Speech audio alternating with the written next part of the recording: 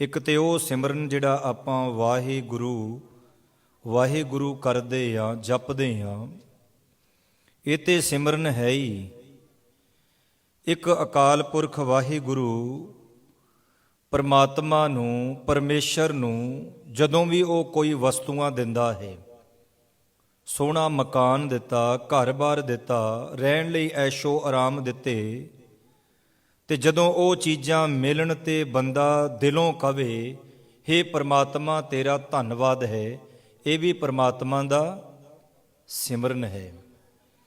ਗੁਰੂ ਅਰਜਨ ਦੇਵ ਮਹਾਰਾਜ ਜੀ ਦਾ ਬਚਨ ਹੈ, ਸੰਤ ਕਾ ਮਾਰਗ ਧਰਮ ਕੀ ਪੌੜੀ। ਹੁਣ ਸੰਤ ਇੱਥੇ ਕਿਸੇ ਆਪਣੇ ਜੇਨ ਵਿੱਚ ਕਿਸੇ ਦੇ ਜਾਂ ਬਾਬੇ ਨੂੰ ਨਾ ਧਾਰ ਲਿਓ। ਇੱਥੇ ਸੰਤ ਮੀਨਜ਼ ਗੁਰੂ, ਗੁਰੂ ਦਾ ਮਾਰਗ, ਮਾਰਗ ਮੀਨਜ਼ ਰਸਤਾ। ਗੁਰੂ ਦਾ ਰਸਤਾ ਕੀ ਹੈ? ਸੰਤ ਕਾ ਮਾਰਗ ਧਰਮ ਕੀ ਪੌੜੀ। ਧਰਮ ਦੇ ਅਰਥ ਕੀ ਨੇ? ਫਰਜ਼। ਗੁਰੂ ਦਾ ਜਿਹੜਾ ਮਾਰਗ ਹੈ, ਗੁਰੂ ਦਾ ਜਿਹੜਾ ਰਸਤਾ ਹੈ, ਉਹ ਹੈ ਗੁਰੂ ਦੇ ਦੱਸੇ ਹੋਏ ਮਾਰਗ ਤੇ ਚੱਲਣਾ। ਸੰਤ ਕਾ ਮਾਰਗ ਧਰਮ ਕੀ ਪੌੜੀ। ਧਰਮ ਭਾਵ ਇਹ ਜਿਹੜੇ ਫਰਜ਼ ਨੇ, ਇੱਕ ਪੌੜੀ ਨੇ ਰੱਬ ਤੱਕ ਪਹੁੰਚਣ ਵਾਸਤੇ। ਮੇਰੇ ਸਤਿਗੁਰੂ ਜੀ ਕਹਿੰਦੇ ਕੋਵਡ ਭਾਗੀ ਪਾਏ। ਕੋਈ ਦੁਨੀਆ ਦੇ ਵਿੱਚ ਟਾਵਾਂ ਕੋਈ ਵਿਰਲਾ ਹੈ ਜਿਹੜਾ ਇਸ ਮਾਰਗ ਤੇ ਚੱਲਦਾ ਹੈ। ਨਾਨਕ ਸ਼ਾਹੀ ਕੈਲੰਡਰ ਦੇ ਮੁਤਾਬਕ ਅੱਜ ਧੰਨ ਧੰਨ ਬਾਬਾ ਜੁਝਾਰ ਸਿੰਘ ਜੀ ਦਾ ਜਨਮ ਦਿਨ ਹੈ, ਜੋ ਇੱਥੇ ਗੁਰਦੁਆਰਾ ਸਾਹਿਬ ਦਾ ਕੈਲੰਡਰ ਉਹਦੇ ਮੁਤਾਬਕ 1690 ਨੂੰ ਬਾਬਾ ਜੁਝਾਰ ਸਿੰਘ ਜੀ ਦਾ ਜਨਮ ਸ਼੍ਰੀ ਅਨੰਦਪੁਰ ਸਾਹਿਬ ਦੀ ਧਰਤੀ ਤੇ ਹੋਇਆ ਸੀ। ਖੈਰ ਬੇਨਤੀ ਕਰਾਂ, ਧੰਨ ਗੁਰੂ ਅਰਜਨ ਦੇਵ ਮਹਾਰਾਜ ਸੱਚੇ ਪਾਤਸ਼ਾਹ ਕਹਿੰਦੇ ਸੰਤ ਕਾ ਮਾਰਗ ਧਰਮ ਕੀ ਪੌੜੀ, ਕੋਵਡ ਭਾਗੀ ਪਾਏ ਕੋਟ ਜਨਮ ਕੇ, ਕਿਲ ਬਿਖ ਨਾਸੇ ਹਰ ਚਰਨੀ ਚਿਤ ਲਾਏ। ਚਰਨੀ ਚਿਤ ਲਾਏ। ਚਰਨੀ ਕੀ ਹੈ? ਗੁਰੂ ਦਾ ਉਪਦੇਸ਼, ਗੁਰੂ ਦੀ ਬਾਣੀ, ਗੁਰੂ ਦੀ ਸਿੱਖਿਆ।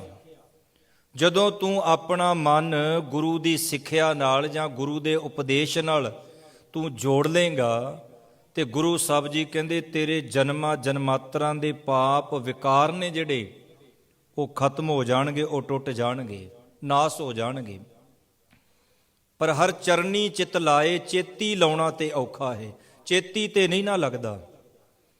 ਤੋ ਇੱਥੇ ਗੁਰੂ ਅਰਜਨ ਦੇਵ ਮਹਾਰਾਜ ਸੱਚੇ ਪਾਤਸ਼ਾਹ ਅੰਮ੍ਰਿਤ ਵੇਲੇ ਦਾ ਮੁੱਖ ਵਾਕ ਹੈ ਜਿਹੜਾ ਸਤਿਗੁਰੂ ਜੀ ਕਹਿੰਦੇ ਬਿਨ ਸਿਮਰਨ ਜੋ ਜੀਵਨ ਬਲਨਾ। ਬਲਨਾ ਦੇ ਅਰਥ ਨੇ ਬਤੀਤ ਕਰਨਾ, ਗੁਜ਼ਾਰਨਾ। ਪਰਮਾਤਮਾ ਦੀ ਯਾਦ ਤੋਂ ਬਿਨਾ ਜਿਹੜਾ ਜੀਵਨ ਗੁਜ਼ਾਰਨਾ ਉਹ ਕਿੱਦਾਂ ਦਾ ਹੈ? ਸਤਿਗੁਰੂ ਜੀ ਕਹਿੰਦੇ ਸਰਪ ਜੈਸੇ ਅਰ ਜਾਰੀ। ਸਰਪ ਸੱਪ, ਕਹਿੰਦੇ ਸੱਪ ਦੀ ਉਮਰ ਬਹੁਤ ਲੰਬੀ ਹੁੰਦੀ ਹੈ। ਜੇ ਸੱਪ ਦੀ ਉਮਰ ਬਹੁਤ ਲੰਬੀ ਹੈ ਤਾਂ ਉਹਦੇ ਨਾਲ ਕਿਸੇ ਨੂੰ ਤੇ ਕੋਈ ਫਾਇਦਾ ਨਹੀਂ ਨਾ ਹੋਇਆ। ਜੇ ਕੋਈ ਬੰਦਾ ਕਵੇ ਮੇਰੇ ਕੋਲ ਇੰਨਾ ਕੁਝ ਹੈ, ਤੇ ਜੋ ਕੁਝ ਉਹ ਤੇਰੇ ਕੋਲ ਹੈ ਉਹਦਾ ਕਿਸੇ ਦੂਜੇ ਨੂੰ ਤੇ ਕੋਈ ਲਾਹਾ ਨਹੀਂ। ਬਿਨ ਸਿਮਰਨ ਜੋ ਜੀਵਨ ਬਲਨਾ, ਸਰਪ ਜੈਸੇ ਅਰ ਜਾਰੀ।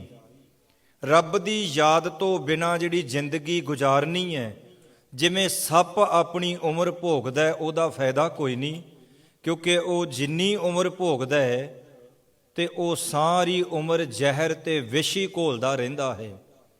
ਗੁਰਦੇਵ ਨੇ ਬਚਨ ਕੀਤਾ ਸੱਪੈ ਦੁੱਧ ਪਿਆਈ ਹੈ ਅੰਦਰ ਵਿਸ਼ ਨਿਕੋਰ। ਬਿਨ ਸਿਮਰਨ ਜੋ ਜੀਵਨ ਬਲਨਾ।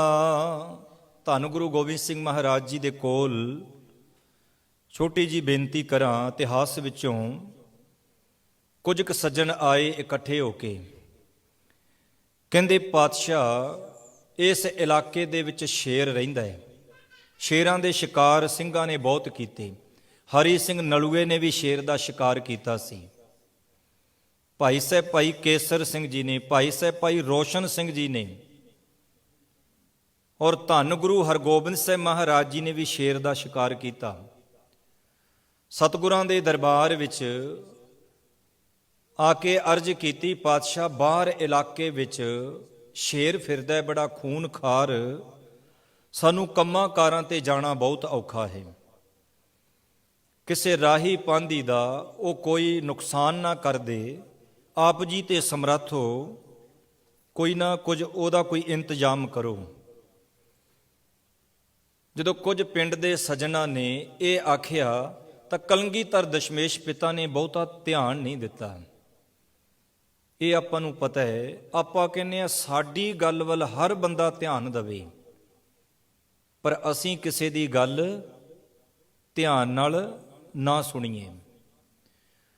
ਹੁਣ ਗੁਰੂ ਗੋਬਿੰਦ ਸਿੰਘ ਮਹਾਰਾਜ ਜੀ ਨੇ ਕੋਈ ਖਿਆਲ ਨਹੀਂ ਕੀਤਾ, ਉਹਦੇ ਵਿੱਚ ਰਮਜ ਸੀ। ਹੁਣ ਸਿੱਖਾਂ ਨੇ, ਪਿੰਡ ਦੇ ਲੋਕਾਂ ਨੇ ਸੋਚਿਆ ਵੀ ਗੱਲ ਕੋਈ ਛੋਟੀ ਤੇ ਹੈ ਕੋਈ ਨਹੀਂ, ਐਡੀ ਵੱਡੀ ਗੱਲ, ਸ਼ੇਰ ਹੈ, ਕਿਸੇ ਨੂੰ ਵੀ ਖਾ ਸਕਦਾ ਹੈ। ਪਰ ਗੁਰੂ ਗੋਬਿੰਦ ਸਿੰਘ ਮਹਾਰਾਜ ਜੀ ਨੇ ਧਿਆਨ ਹੀ ਨਹੀਂ ਦਿੱਤਾ। ਚੁੱਪਚਾਪ ਕੁਝ ਦਿਨ ਬਤੀਤ ਹੋਏ ਤਾਂ ਇੱਕ ਐਸਾ ਸਿੰਘ, ਉਹ ਜਦੋਂ ਦਰਬਾਰ ਦੇ ਵਿੱਚ ਦਾਖਲ ਹੋਣ ਲੱਗਿਆ ਨਾ, ਤਾਂ ਪਹਿਰੇਦਾਰ ਨੇ ਰੋਕ ਲਿਆ, ਸੇਵਾਦਾਰ ਨੇ। ਉਹ ਕਹਿੰਦਾ ਤੂੰ ਅੰਦਰ, ਉਹ ਕਹਿੰਦਾ ਨਹੀਂ, ਮੈਂ ਇਸੇ ਹਾਲਤ 'ਚ ਅੰਦਰ ਜਾਣਾ।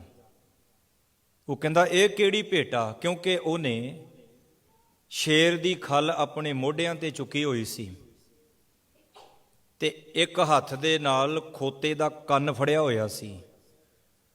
ਉਹ ਵੇਖਣ ਵਾਲੇ ਸਾਰੇ ਕਹਿੰਦੇ ਇਹ ਕਿਹੋ ਜੀ ਭੇਟਾ ਲੈ ਕੇ ਚੱਲਿਆ ਦਰਬਾਰ 'ਚ।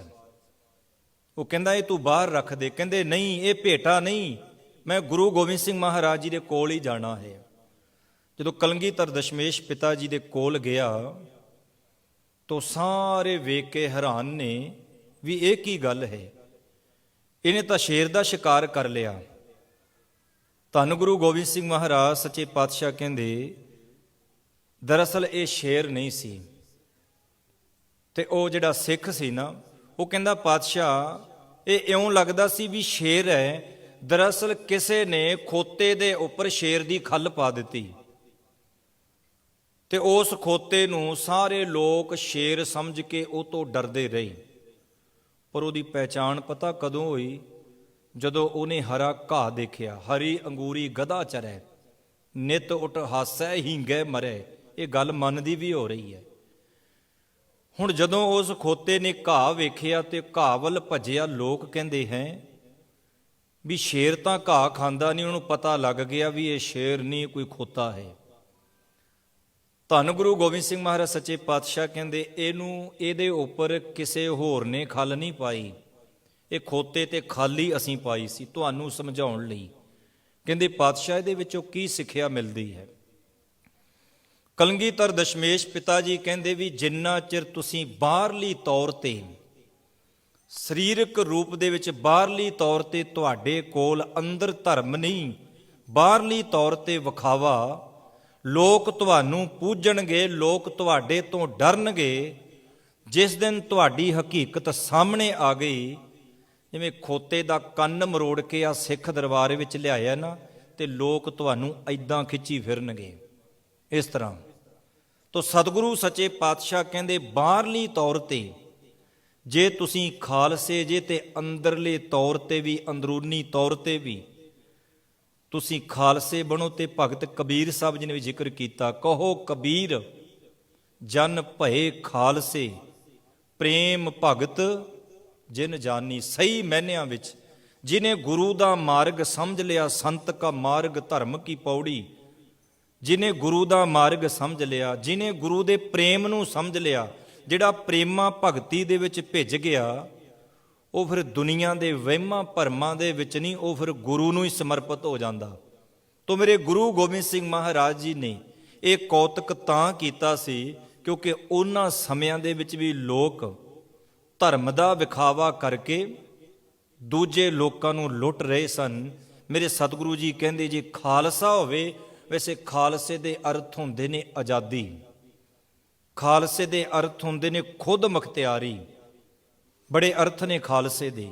ਖਾਲਸੇ ਦੇ ਅਰਥ ਨੇ ਜਿਹਦਾ ਸਿੱਧਾ ਲਿੰਕ ਅਕਾਲ ਪੁਰਖ ਵਾਹਿਗੁਰੂ ਦੇ ਨਾਲ ਹੋਵੇ ਔਰ ਕਿਸੇ ਦੀ ਉਹ ਈਨ ਨਹੀਂ ਮੰਨਦਾ ਹੋਵੇ। ਖਾਲਸਾ ਤੇ ਪੂਜੇ ਬਾਬਿਆਂ ਨੂੰ ਹੋਵੇ, ਖਾਲਸਾ ਪੂਜਾ ਕਰੇ ਮੜੀਆਂ ਤੇ ਮੱਠਾਂ ਦੀ, ਉਹ ਖਾਲਸਾ ਨਹੀਂ। ਮੇਰੇ ਗੁਰੂ ਨੇ ਆਪਣੀ ਬਾਣੀ ਵਿੱਚ ਜ਼ਿਕਰ ਕੀਤਾ, ਜਾਗਤ ਜੋਤ ਜਪੈ ਨਿਸ ਬਾਸੁਰ, ਏਕ ਬਿਨਾ ਮਨ ਨੈਕ ਨ ਆਨੇ। ਪੂਰਨ ਪ੍ਰੇਮ ਪ੍ਰਤੀਤ ਸਜੈ ਬ੍ਰਤ, ਗੋਰ ਮੜੀ ਮਠ ਭੂਲ ਨਾ ਮਾਨੈ। ਕਹਿੰਦੇ ਭੁੱਲ ਕੇ ਵੀ ਨਹੀਂ ਮੰਨਣਾ, ਸਾਨੂੰ ਤੇ ਸਭ ਕੁਝ ਪਤਾ ਸੀ ਫਿਰ ਵੀ ਮੰਨਦੇ। ਖੈਰ ਆਪਾਂ ਵਿਸ਼ੇ ਵੱਲ ਆਈਏ। ਧੰਨ ਗੁਰੂ ਅਰਜਨ ਦੇਵ ਮਹਾਰਾਜ ਸੱਚੇ ਪਾਤਸ਼ਾਹ ਕਹਿੰਦੇ ਬਿਨ ਸਿਮਰਨ ਰੱਬ ਦੀ ਯਾਦ ਬਿਨਾ, ਜੋ ਵਾਹਿਗੁਰੂ ਵਾਹਿਗੁਰੂ ਜਪ ਰਹੇ ਆ ਨਾ, ਉਹ ਉਸੇ ਵਾਹਿਗੁਰੂ ਨੂੰ ਸੁਣਨਾ ਕੰਨਾਂ ਦੇ ਨਾਲ। ਪਹਿਲਾਂ ਤਾਂ ਵਾਹਿਗੁਰੂ ਜਪਣ ਤੋਂ ਪਹਿਲਾਂ ਉਹਦੇ ਅਰਥ ਸਮਝੋ ਵੀ ਵਾਹਿਗੁਰੂ ਦਾ ਮਤਲਬ ਕੀ ਹੈ। ਗਿਆਨੀ ਸੰਤ ਸਿੰਘ ਮਸਕੀਨ ਦੀ ਕਥਾ ਤੁਸੀਂ ਸੁਣੀ ਹੋਣੀ ਸਭ ਨੇ। ਉਹ ਕਹਿੰਦੇ ਕਿੰਨੇ ਵਾਜੇ ਟੁੱਟ ਗਏ, ਕਿੰਨੇ ਤਪਲੇ ਢੋਲਕੀਆਂ ਫੁੱਟ ਗਈਆਂ, ਚਮਟੇ ਪਤਾ ਨਹੀਂ ਕਿੰਨੇ ਕੁ ਟੁੱਟ ਗਏ, ਵਾਹਿਗੁਰੂ ਵਾਹਿਗੁਰੂ ਜਪਦੇ ਆ। ਕਹਿੰਦੇ ਅਜੇ ਵਾਹਿਗੁਰੂ ਦਾ ਅਰਥ ਨਹੀਂ ਸਮਝ ਵਿੱਚ ਆਇਆ। ਹੁਣ ਵੇਖੋ ਤੁਸੀਂ, ਕਿਤੇ ਝਗੜਾ ਹੋ ਜੇ ਨਾ ਕਿਸੇ ਗੁਰਦੁਆਰੇ, ਉਦਾਹਰਨ ਹੈ ਤਰਕ ਨਹੀਂ, ਤਾਂ ਉੱਥੇ ਆਪਾਂ ਵਾਹਿਗੁਰੂ ਵਾਹਿਗੁਰੂ ਕਰਨ ਲੱਗ ਪੈਂਦੇ ਆ।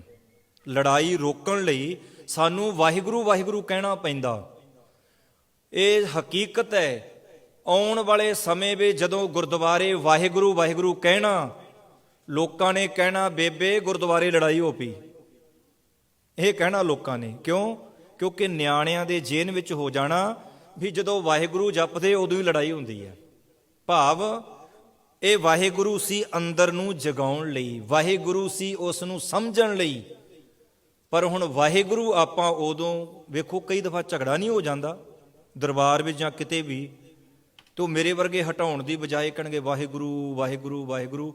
ਉਹ ਫਿਰ ਨਿਆਣਿਆਂ ਨੇ ਇਦਾਂ ਹੀ ਸਮਝਣਾ ਵੀ ਸ਼ਾਇਦ ਲੜਾਈ ਨੂੰ ਰੋਕਣ ਲਈ ਵਾਹਿਗੁਰੂ ਕਹਿੰਦੇ ਨੇ। ਤੇ ਮੇਰੇ ਸਤਿਗੁਰੂ ਜੀ ਕੀ ਕਹਿ ਰਹੇ ਨੇ? ਬਿਨ ਸਿਮਰਨ ਜੋ ਜੀਵਨ ਬਲਨਾ, ਸਰਪ ਜੈਸੇ ਅਰਜਾਰੀ। ਕਹਿੰਦੇ ਰੱਬ ਦੀ ਯਾਦ ਤੋਂ ਬਿਨਾਂ ਜਿਹੜਾ ਜੀਵਨ ਗੁਜ਼ਾਰਨਾ, ਉਹ ਸਿਰਫ ਤੇ ਸਿਰਫ ਇਸ ਤਰ੍ਹਾਂ ਹੈ ਜਿਵੇਂ ਸੱਪ ਆਪਣੀ ਉਮਰ ਭੋਗ ਰਿਹਾ। ਨਵਖੰਡਨ ਕੋ ਰਾਜ ਕਮਾਵੇ, ਅੰਤ ਚਲੇ ਗੋਹਾਰੀ। ਕਹਿੰਦੇ ਨਵਖੰਡ ਪ੍ਰਿਥਵੀ ਦਾ ਭ੍ਰਮਣ ਕਰ ਲਈ, ਰਾਜ ਕਮਾ ਲਈ, ਰਾਜਾ ਬਣ ਜੀ, ਰਾਜਕੁਮਾਰ ਬਣ ਜੀ, ਪਰ ਜੇ ਰੱਬ ਦੀ ਯਾਦ ਨਹੀਂ ਤਾਂ ਅੰਤ ਚਲੇ ਗੋ ਹਾਰੀ। ਕਹਿੰਦੇ ਅਖੀਰ ਨੂੰ ਜਿਹੜਾ ਮਨੁੱਖਾ ਜਨਮ ਹੈ ਨਾ, ਉਹ ਤੂੰ ਮਨੁੱਖਾ ਜਨਮ ਦੀ ਬਾਜੀ ਹਾਰ ਕੇ ਜਾਏਗਾ। ਹੁਣ ਸ਼ਬਦ ਦੇ ਆਰੰਭ ਵਾਲੇ ਬਚਨ, ਇਹ ਸ਼ਬਦ ਦੀ ਮਰਿਆਦਾ ਵੀ ਰਹਾਉ ਦੀਆਂ ਪੰਕਤੀਆਂ ਵਿੱਚ ਹੀ ਸ਼ਬਦ ਦਾ ਸਾਰਾ ਨਿਚੋੜ ਹੁੰਦਾ। ਇਹ ਸੀ ਰਹਾਉ ਦੀਆਂ ਪੰਕਤੀਆਂ। ਆਰੰਭਕ ਬਚਨ ਨੇ ਹਰ ਬਿਸਰਤ ਸਦਾ ਖੁਬਾਰੀ। ਕਹਿੰਦੇ ਪਰਮਾਤਮਾ ਨੂੰ ਬਿਨ ਸਿਮਰਨ ਜੋ ਜੀਵਨ ਬਲਨਾ, ਹਰ ਬਿਸਰਤ ਸਦਾ ਖੁਬਾਰੀ। ਮੈਂ ਬੇਨਤੀ ਕਰਦਾ ਵੀ ਜਿਹੜੇ ਤੇ ਲੰਗਰ ਵਿੱਚ ਸੇਵਾ ਭੈਣਾਂ ਮਾਤਾਵਾਂ ਵੀਰ ਕਰ ਰਹੇ ਨੇ, ਉਹ ਕਰਦੇ ਰਹਿਣ। ਬਾਕੀਆਂ ਨੂੰ ਬੇਨਤੀ ਹੈ ਵੀ ਉਹ ਦਰਬਾਰ ਵਿੱਚ ਜਿੰਨਾ ਕੁ ਟਾਈਮ, ਕੋਈ ਅੱਧਾ ਘੰਟਾ 20 ਮਿੰਟ ਆਪਣੀ ਹਾਜ਼ਰੀ ਲਵਾ ਕੇ, ਫਿਰ ਭੁੱਖ ਲੱਗਦੀ ਫਿਰ ਆ ਜਾਇਆ ਕਰੋ ਦਰਬਾਰ 'ਚ, ਤਾਂ ਕਿ ਦਰਬਾਰ ਦੀ ਜਿਹੜੀ ਸੋਭਾ ਉਹ ਵਧੀ ਰਵੇ, ਰੌਣਕ ਲੱਗੀ ਰਵੇ। ਤਕਰੀਬਨ ਹੁਣ ਇੱਕ ਹਫ਼ਤਾ ਹੀ ਹੈ, ਕੋਈ ਬਹੁਤਾ ਨਹੀਂ, ਉਦੋਂ ਬਾਅਦ ਵਿਹਲੇ ਹੀ ਆਪਾਂ। ਇਹ ਬੇਨਤੀ ਪ੍ਰਵਾਨ ਕਰਿਓ। ਮੇਰੇ ਸਤਿਗੁਰੂ ਜੀ ਕਹਿੰਦੇ ਹਰ ਬਿਸਰਤ ਸਦਾ ਖੁਬਾਰੀ। ਕਹਿੰਦੇ ਪਰਮਾਤਮਾ ਦੀ ਯਾਦ ਨੂੰ ਭੁਲਾ ਕੇ ਜ਼ਿੰਦਗੀ ਦੇ ਵਿੱਚ ਖੱਜਲ ਖੁਬਾਰੀ ਹੈ। ਤਾਂ ਕੋ ਧੋਖਾ ਕਹਾਂ ਵਿਆਪੈ, ਜਾ ਕੋਟ ਤੁਹਾਰੀ। ਕਹਿੰਦੇ ਉਸ ਬੰਦੇ ਨੂੰ ਦੋ ਚੀਜ਼ਾਂ ਨੇ, ਕੱਲ ਵੀ ਅਰਜ਼ ਕੀਤੀ ਸੀ, ਆਪਾਂ ਰੱਬ ਨੂੰ ਨਹੀਂ ਧੋਖਾ ਦੇ ਸਕਦੇ, ਪਰਮਾਤਮਾ ਨੂੰ ਤੁਸੀਂ ਧੋਖਾ ਨਹੀਂ ਦੇ ਸਕਦੇ। ਦਰਅਸਲ ਬੰਦਾ ਆਪਣੇ ਆਪ ਨੂੰ ਹੀ ਧੋਖਾ ਦਿੰਦਾ ਹੈ, ਵਾਹਿਗੁਰੂ ਨੂੰ ਕੋਈ ਧੋਖਾ ਨਹੀਂ। ਧੋਖਾ ਦੇਣਾ ਹੋਰ ਗੱਲ ਹੈ, ਧੋਖਾ ਖਾ ਜਾਣਾ ਉਦੋਂ ਵੀ ਵੱਡੀ ਮਾੜੀ ਗੱਲ ਹੈ। ਧੋਖਾ ਦੇਣਾ ਤੇ ਪਾਪ ਹੈ ਹੀ, ਪਰ ਕਹਿੰਦੇ ਧੋਖਾ ਖਾ ਜਾਣਾ ਵੀ ਪਾਪ ਹੈ। ਚੋਰੀ ਹਮੇਸ਼ਾ ਰਾਤ ਨੂੰ ਹੁੰਦੀ ਹੈ, ਜਦੋਂ ਆਪਾਂ ਸੌਂਦੇ ਹਾਂ ਚੋਰੀ ਉਦੋਂ ਕੀਤੀ ਜਾਂਦੀ। ਠੱਗੀ ਹਮੇਸ਼ਾ ਅੱਖਾਂ ਖੁੱਲੀਆਂ ਹੁੰਦੀਆਂ ਜਦੋਂ ਸਾਡੀਆਂ, ਠੱਗੀ ਉਦੋਂ ਵੱਜਦੀ। ਤੇ ਜਦੋਂ ਠੱਗੀ ਵੱਜੇ ਉਹਦਾ ਕਸੂਰਵਾਰ ਬੰਦਾ ਖੁਦ ਆਪ ਹੁੰਦਾ। ਇਸ ਲਈ ਮੇਰੇ ਸਤਿਗੁਰਾਂ ਨੇ ਗੁਰਬਾਣੀ ਵਿੱਚ ਬੜੀਆਂ ਠੱਗ ਦੇ ਪ੍ਰਤੀ ਉਦਾਹਰਨਾਂ ਦਿੱਤੀਆਂ। ਹਰ ਬਿਸਰਤ ਸਦਾ ਖੁਮਾਰੀ, ਰੱਬ ਦੀ ਯਾਦ ਭੁਲਾ ਕੇ ਜੀਵਨ ਵਿੱਚ ਖੁਵਾਰੀ ਹੈ। ਤਾਂ ਕੋ ਧੋਖਾ, ਕਹਿੰਦੇ ਉਸ ਬੰਦੇ ਨੂੰ ਕੌਣ ਧੋਖਾ ਦੇ ਸਕਦਾ ਹੈ ਜਾਂ ਕੋ ਓਟ ਤੁਹਾਰੀ, ਉਹਨੂੰ ਕੋਈ ਪੰਡਤ ਧੋਖੇ 'ਚ ਰੱਖ ਲੂ, ਉਹਨੂੰ ਕੋਈ ਬਾਬਾ ਧੋਖੇ ਵਿੱਚ ਪਾ ਦੂ, ਜਿਹਨੇ ਗੁਰਬਾਣੀ ਦਾ ਓਟ ਆਸਰਾ ਲੈ ਲਿਆ। ਹਾਂ, ਜਿਹਨੇ ਗੁਰਬਾਣੀ ਦਾ ਓਟ ਆਸਰਾ ਨਹੀਂ ਲਿਆ, ਸਾਰੀ ਜ਼ਿੰਦਗੀ ਸਾਡੀ ਧੋਖਿਆਂ ਵਿੱਚ ਹੀ ਲੰਘ ਜਾਂਦੀ ਹੈ। ਤਾਂ ਕੋ ਧੋਖਾ ਕਹਾਂ ਵਿਆਪੈ, ਜਾਂ ਕੋ ਓਟ ਤੁਹਾਰੀ।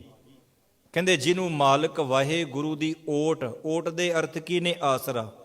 ਪਿੰਡਾਂ 'ਚੋਂ ਆਏ ਟਰਾਲੀਆਂ ਤੇ ਭਲਾ ਕੀ ਲਿਖਿਆ ਹੁੰਦਾ ਸੀ? ਸਤਿਗੁਰ ਤੇਰੀ ਓਟ, ਮੀਨਸ ਭਾਵ ਆਸਰਾ। ਹੈ ਮਾਲਕ ਵਾਹਿਗੁਰੂ ਤੇਰਾ ਆਸਰਾ ਹੈ। ਤੋ ਸਤਿਗੁਰੂ ਜੀ ਅਖੀਰ ਵਿੱਚ ਬਚਨ ਕਰਦੇ ਨੇ, ਬਿਨ ਸਿਮਰਨ ਜੋ ਜੀਵਨ ਬਲਨਾ, ਸਰਪ ਜੈਸੇ ਅਰ ਜਾਨੀ, ਨਵ ਖੰਡਨ ਕੋ ਰਾਜ ਕਮਾਵੇ, ਅੰਤ ਚਲੇ ਗੋਹਾਰੀ। ਗੁਣ ਨਿਧਾਨ, ਨਿਧਾਨ ਦੇ ਅਰਥ ਨੇ ਖਜ਼ਾਨਾ। ਉਹ ਮਾਲਕ ਵਾਹਿਗੁਰੂ ਪਰਮਾਤਮਾ ਗੁਣਾਂ ਦਾ ਖਜ਼ਾਨਾ ਹੈ। ਗੁਣ ਨਿਧਾਨ, ਗੁਣ ਤਿੰਨ ਹੀ ਗਾਏ। ਉਸ ਗੁਣਾਂ ਦੇ ਖਜ਼ਾਨੇ ਪਰਮਾਤਮਾ ਨੂੰ ਜਿਹਨੇ ਗਾ ਲਿਆ, ਜਿਹਨੇ ਸਮਝ ਲਿਆ, ਜਿਹਨੇ ਸੁਣ ਲਿਆ, ਹਾਜ਼ਰੀ ਕਿਹਦੀ ਲੱਗਣੀ? ਗਾਵਿਆਂ ਸੁਣਿਆ ਤਿਨਕਾ ਹਰ ਥਾਏ ਪਾਵੇ, ਜਿਨ ਸਤਿਗੁਰ ਕੀ ਆਗਿਆ ਸਤ ਸਤ ਕਰ ਮਾਨੀ। ਜੇ ਕੋਈ ਬੰਦਾ ਮੰਨ ਲਓ ਲੰਗਰ 'ਚ ਜਾਵੇ, ਗੇੜਾ ਦੇ ਕੇ ਬਾਹਰ ਆ ਜੇ ਤੇ ਬਾਹਰ ਆ ਕੇ ਕਵੇ ਮੈਨੂੰ ਤਾਂ ਭੁੱਖ ਹੀ ਬਹੁਤ ਲੱਗੀ ਹੈ, ਤਾਂ ਅੱਗੋਂ ਸਿਆਣਾ ਸੱਜਣ ਕੀ ਕਹੂ? ਵੀ ਤੂੰ ਗਿਆ ਲੰਗਰ 'ਚ ਸੀ, ਬਾਹਰ ਆ ਕੇ ਕਹਿੰਦਾ ਭੁੱਖ ਬਹੁਤ ਲੱਗੀ ਹੈ, ਵੀ ਅੰਦਰ ਤੇ ਇੰਨਾ ਸਮਾਨ ਪਿਆ ਹੈ, ਇਹਦਾ ਮਤਲਬ ਤੂੰ ਸਿਰਫ ਦੇਖ ਕੇ ਆਇਆ ਤੇ ਤੂੰ ਖਾਧਾ ਨਹੀਂ। ਇਸੇ ਤਰ੍ਹਾਂ ਜੇ ਬੰਦਾ ਦਰਬਾਰ ਵਿੱਚ ਆਵੇ ਤੇ ਗੇੜਾ ਦੇ ਕੇ ਬੰਦਾ ਮੁੜ ਜੇ ਤੇ ਬਾਹਰ ਜਾ ਕੇ ਕਵੇ ਮੈਨੂੰ ਤਾਂ ਆਨੰਦ ਹੀ ਨਹੀਂ ਆਇਆ, ਸਵਾਲ ਪੈਦਾ ਹੁੰਦਾ ਹੈ ਵੀ ਆਨੰਦ ਤਾਂ ਵਰਤ ਰਿਹਾ ਸੀ, ਤੂੰ ਉਸ ਆਨੰਦ ਨੂੰ ਮਾਣਿਆ ਨਹੀਂ, ਤੂੰ ਉਹਨੂੰ ਸੁਣਿਆ ਨਹੀਂ। ਤੋ ਸਤਿਗੁਰੂ ਜੀ ਕਹਿੰਦੇ ਗੁਣ ਨਿਧਾਨ, ਗੁਣ ਤਿੰਨ ਹੀ ਗਾਏ, ਜਾਂ ਕੋ ਕਿਰਪਾ ਧਾਰੀ। ਧਾਰੀ ਦੇ ਅਰਥ ਹੁੰਦੇ ਨੇ ਕੀਤੀ। ਜਿਸ ਮਾਲਕ ਨੇ ਕਿਰਪਾ ਰਹਿਮਤ ਕਰ ਦਿੱਤੀ, ਸਮਝ ਲਓ ਉਹਨੇ ਉਸ ਗੁਣੀ ਨਿਧਾਨ ਮਾਲਕ ਵਾਹਿਗੁਰੂ ਦੇ ਗੁਣ ਗਾਏ। ਅਖੀਰ ਵਿੱਚ ਕਹਿੰਦੇ ਸੋ ਸੁਖੀਆ, ਧਨ ਉਸ ਜਨਮਾ ਨਾਨਕ ਤਿਸ ਬਲਿਹਾਰੀ। ਉਹ ਜੀਵ ਆਤਮਿਕ ਤੌਰ ਤੇ ਸੁਖੀ ਨੇ, ਧਨਤਾ ਦੇ ਯੋਗ ਨੇ, ਉਹਨਾਂ ਦਾ ਮਨੁੱਖਾ ਜਨਮ ਧਨ ਹੋ ਜਾਂਦਾ ਹੈ। ਨਾਨਕ ਤਿਸ ਬਲਿਹਾਰੀ, ਪੰਜਵੇਂ ਨਾਨਕ ਗੁਰੂ ਅਰਜਨ ਦੇਵ ਮਹਾਰਾਜ ਕਹਿੰਦੇ ਮੈਂ ਉਹਨਾਂ ਤੋਂ ਕੁਰਬਾਨ ਸਦਕੇ ਜਾਂਦਾ ਹਾਂ। ਇੰਨੀ ਕੁ ਹਾਜ਼ਰੀ ਆਪ ਸੰਗਤ ਨੇ ਪ੍ਰਵਾਨ ਕਰਨੀ। ਆਪ ਸਮੁੱਚੀਆਂ ਸਿੱਖ ਸੰਗਤਾਂ ਨੂੰ ਅਤੀ ਸਤਿਕਾਰਯੋਗ ਧੰਨ ਧੰਨ ਬਾਬਾ ਜੁਝਾਰ ਸਿੰਘ ਜੀ, ਗੁਰੂ ਗੋਬਿੰਦ ਸਿੰਘ ਮਹਾਰਾਜ ਸੱਚੇ ਪਾਤਸ਼ਾਹ ਜੀ ਦੇ ਦੂਸਰੇ ਸਾਹਿਬਜ਼ਾਦੇ, ਨਾਨਕਸ਼ਾਹੀ ਕੈਲੰਡਰ ਮੁਤਾਬਕ ਤਿੰਨਾਂ ਦਾ ਅੱਜ ਜਨਮ ਦਿਨ ਹੈ। ਸਮੁੱਚੀਆਂ ਸੰਗਤਾਂ ਨੂੰ ਵਧਾਈਆਂ ਹੋਵਣ, ਗੁਰੂ ਸਾਹਿਬ ਜੀ ਰਹਿਮਤ ਕਰਨ। ਸਮੁੱਚੀਆਂ ਸੰਗਤਾਂ ਪ੍ਰਬੰਧਕਾਂ ਦਾ ਧੰਨਵਾਦ ਜਿਨ੍ਹਾਂ ਨੇ ਇਹ ਸਾਰਾ ਉਪਰਾਲਾ ਉਦਮ ਕੀਤਾ ਜੀ।